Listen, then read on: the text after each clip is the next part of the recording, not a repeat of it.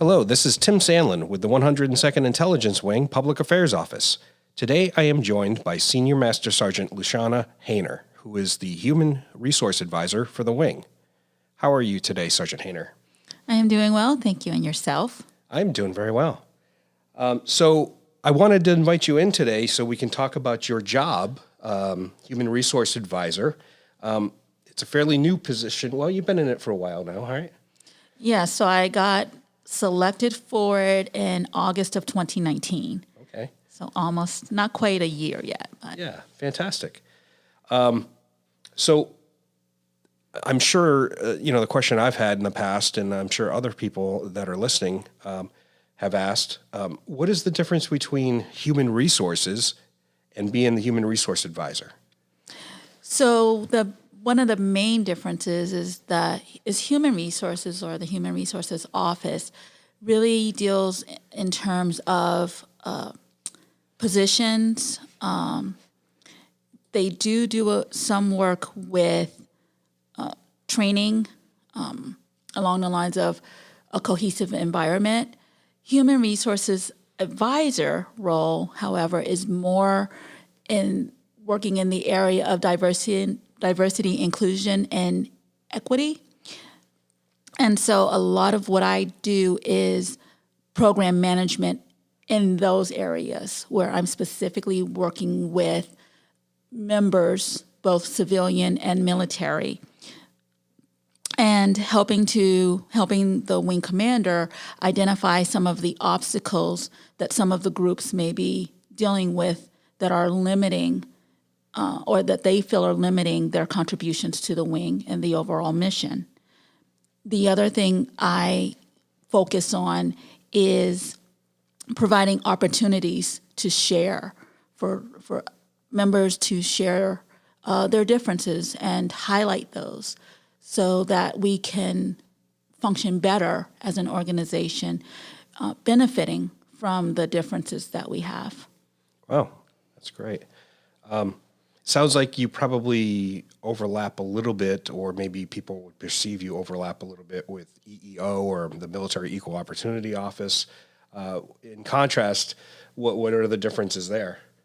So yes, especially when I sit in the office at this time with EEO. So often people will walk into the office and assume that I am on the EEO team.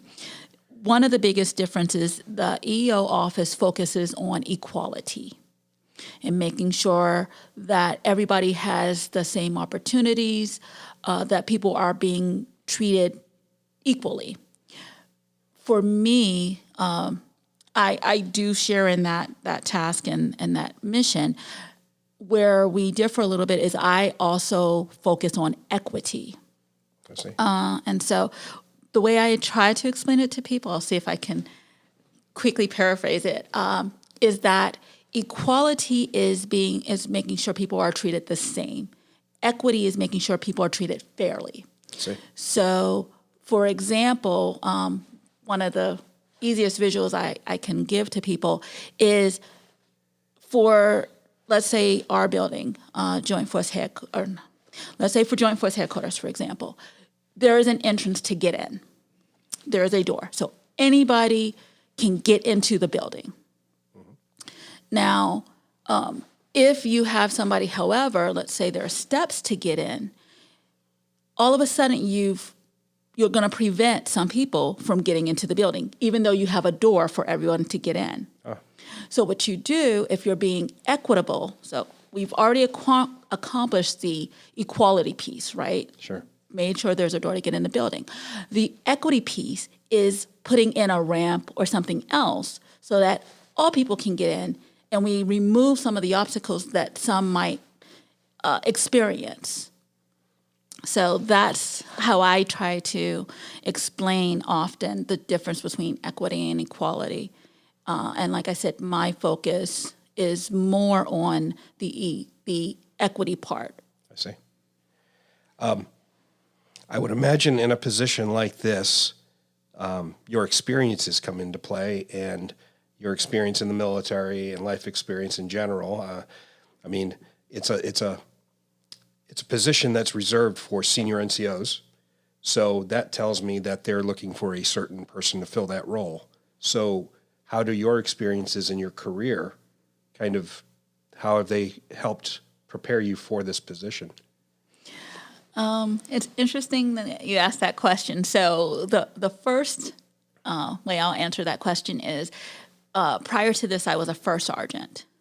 And so, and often there's a natural progression for a first sergeant to be selected for the role of HRA.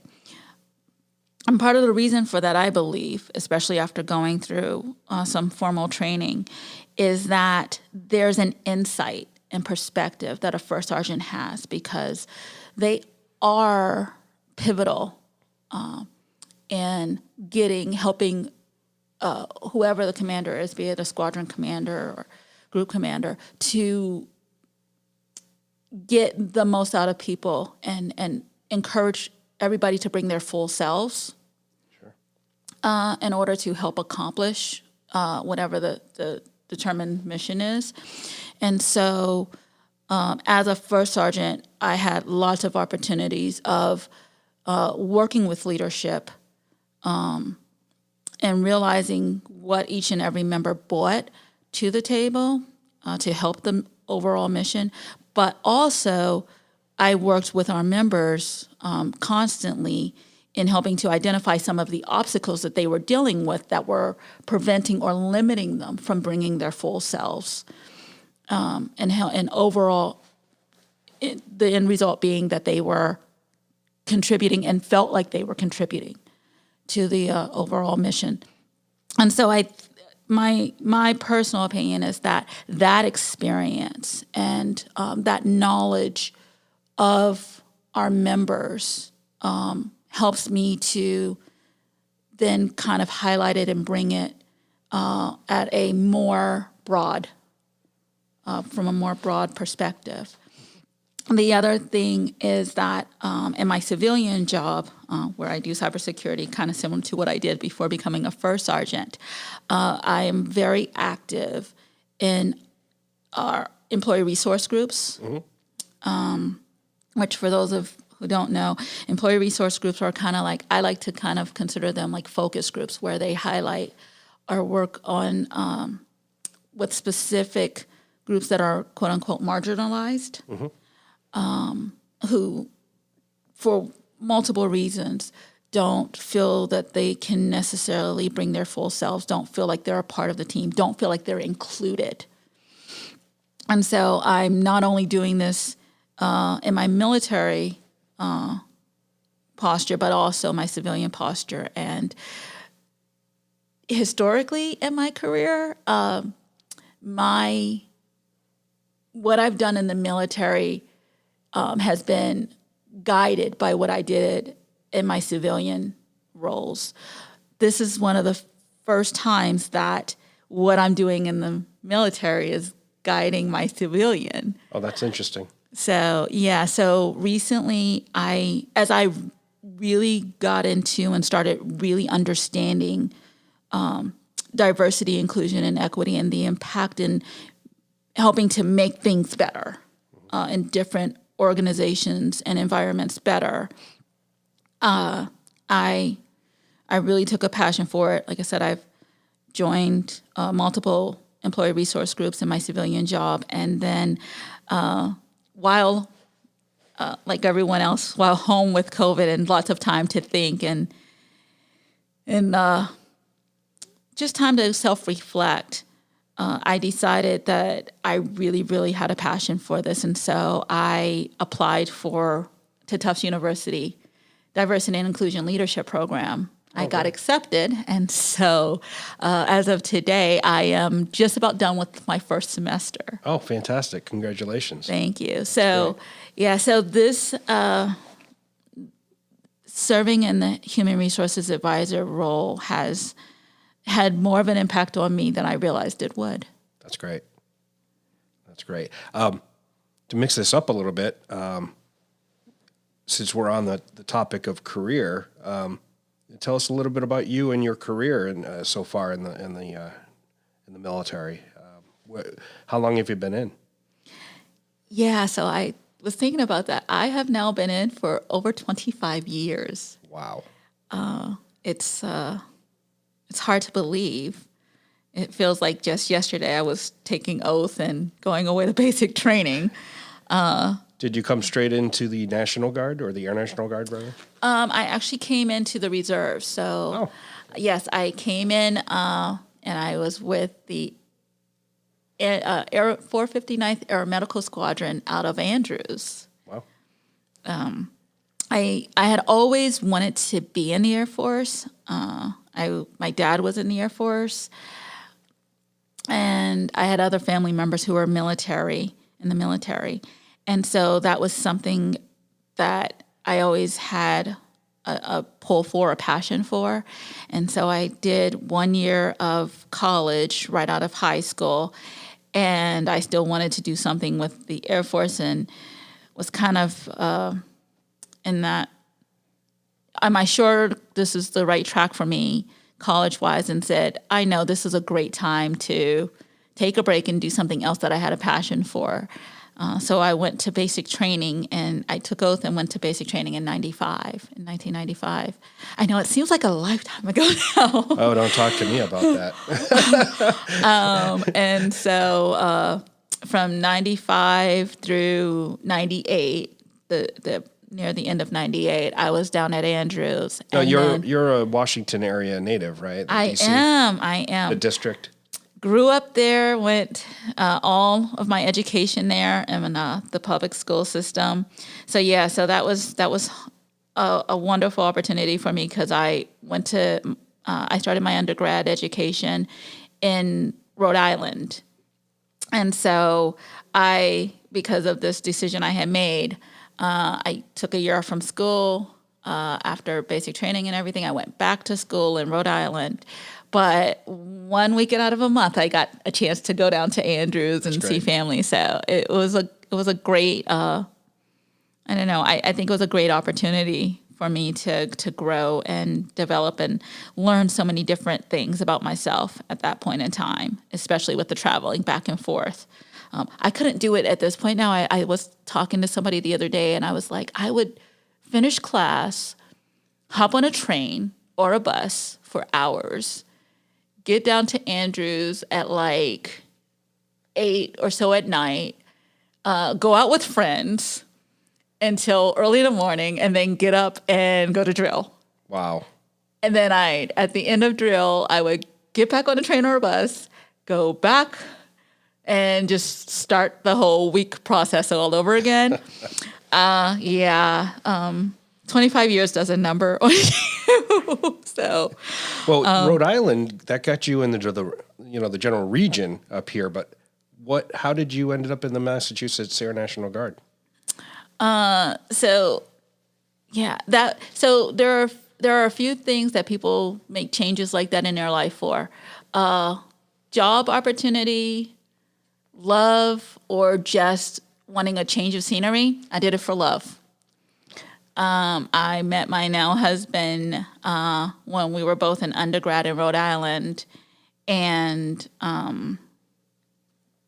we've been married now for 20 years. So wow, another milestone. Yeah, so and he was from up here, and I was like, I like it up here, so I came up here and made this home. And in the beginning of our relationship, I was still going back and forth to Andrews. And I was like, okay, this is not going to work if I'm making my life up here. So in 1998, the end of 1998, I started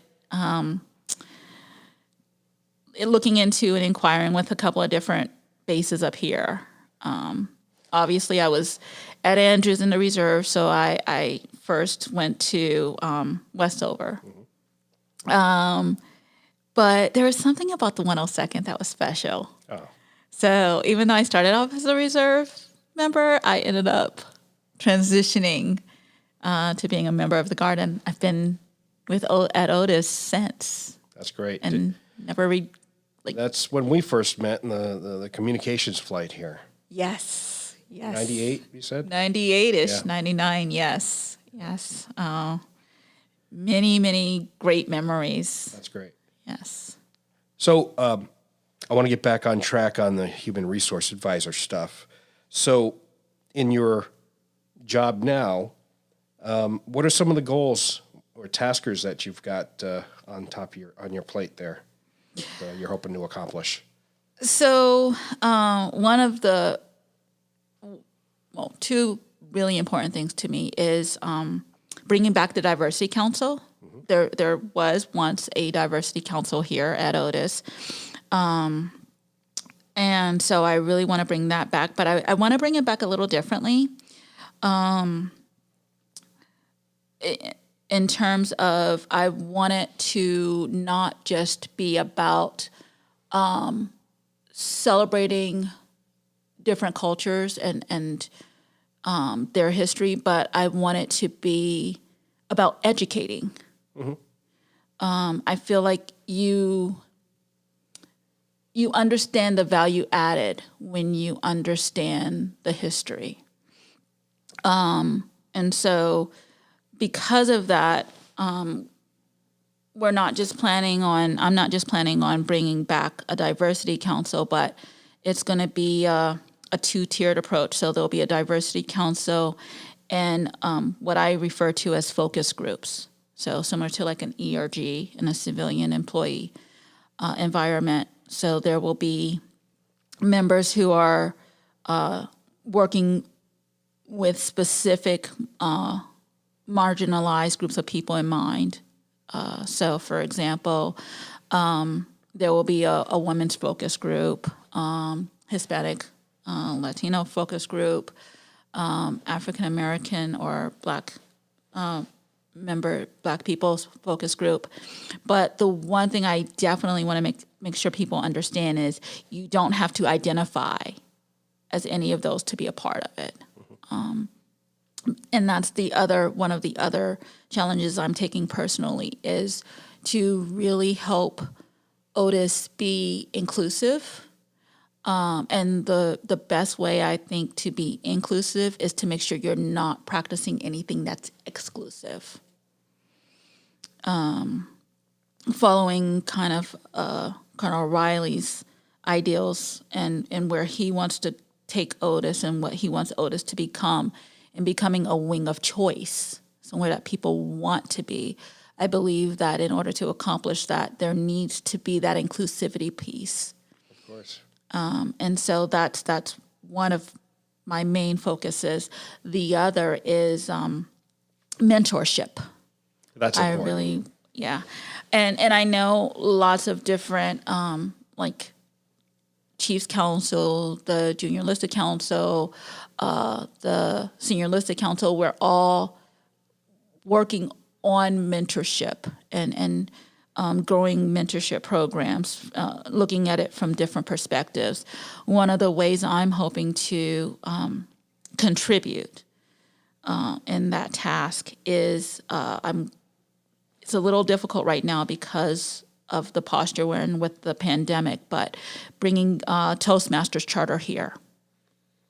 And I feel like that is, I'm a part of a Toastmasters chapter in my civilian position, and I feel like that is a great opportunity for mentorship to happen naturally and holistically.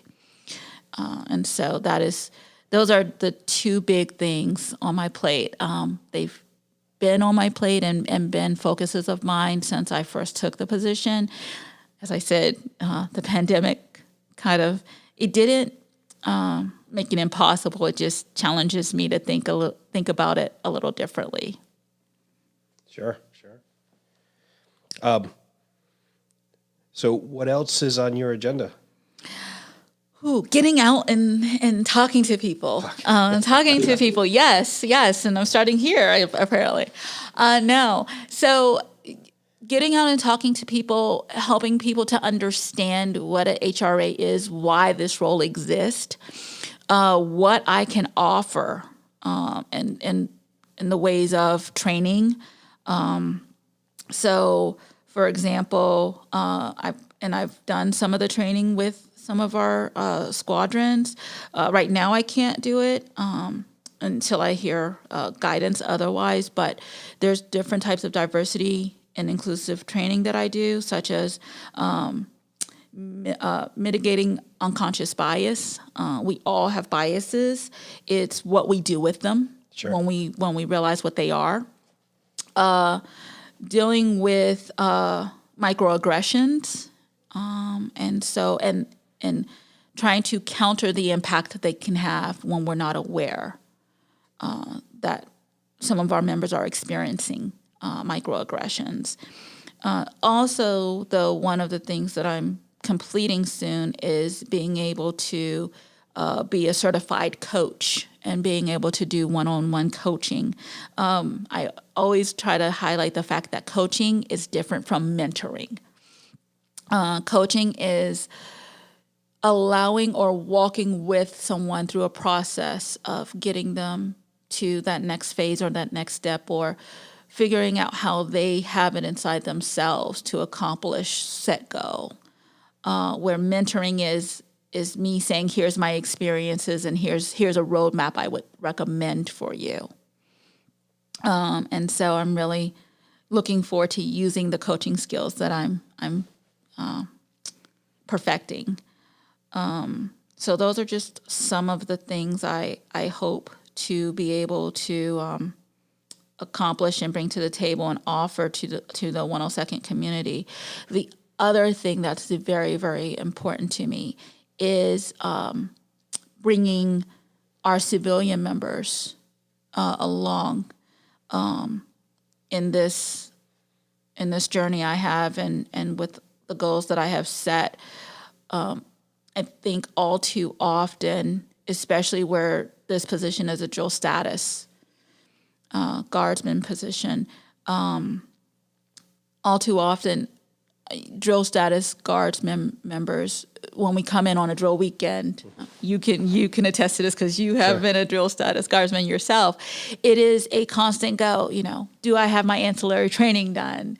Did I check this box? Did I check that box? And so the quote unquote extracurricular things, right? The things that help us to feel more like a family, the things that help us to feel more included and more connected with each other, sometimes go by the wayside. That includes making those connections with our civilian brothers and sisters, right? We're all members of the 102nd. It's just some of us wear a uniform and some of us don't. One team, one fight. One team, one fight. And so because of that, that's the other thing I'm trying to champion is with, for example, the Diversity Council and these focus groups. I really would like to see our civilian members be a part of that and be a part of those conversations, because they're impacted just like the uniform doesn't keep you from being impacted by microaggressions. The uniform doesn't keep you from being affected by biases. Very true. It doesn't mean that you don't need to be coached yourself. Doesn't mean that you can't be a part of Toastmasters and get leadership skills and communication skills. And so that's the other big thing that I'm going to be working with and on. That's great. So how can people get in touch with you? Great question. I am actually in the process of moving offices. So right now, like I said, I'm co-located with EEO in the headquarters building. I will be moving soon, to be determined. But please, I send out lots of emails. There's flyers around. Right now, as I'm, like I said, in transition to moving offices, I'm not sure what the total impact on that is going to be, but I have access to my military email account from home, and I do not always the greatest at checking it because of class and work and being mom and being wife, but I do try to check it on a fairly regular basis. And I am planning on, like I said, getting out and talking to people. So I try to make sure I am approachable. So if you see me in passing, you'll probably see me with a notebook in my hand, because that's the way I remember things. It's writing things down, especially as I'm trying to get out and talk to people. So come up and talk to me once I'm situated once I'm relocated. Visit my office. If I'm in there, I definitely will make time for you. Email me, ping me.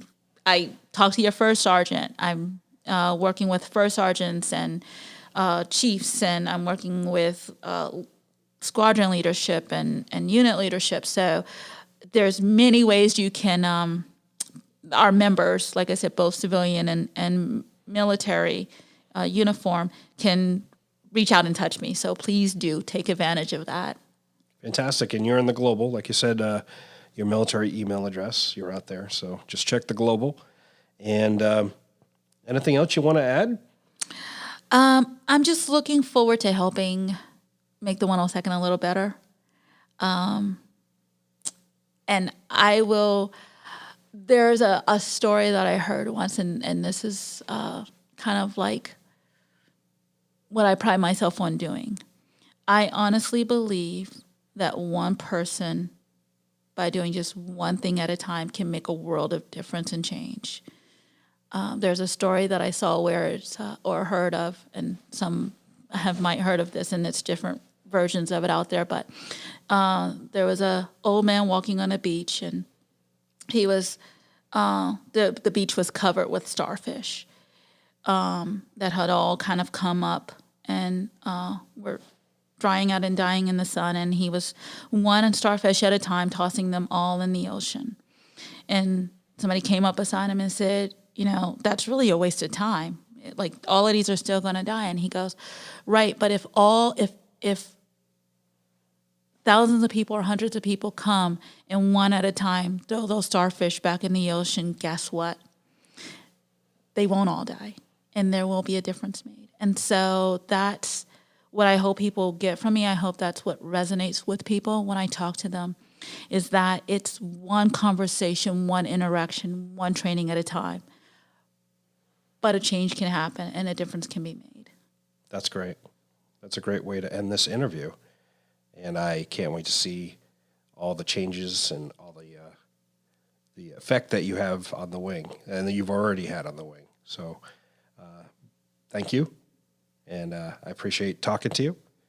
And so this has been a 102nd Intelligence Wing interview with Senior Master Sgt. Luciana Hayner, the Wing Human Resource Advisor. If you'd like to reach out to her, take a look in the global, find her email address out there, and send her a line, or come over here to Building 170 and track her down. Thank you, and thank you all for listening.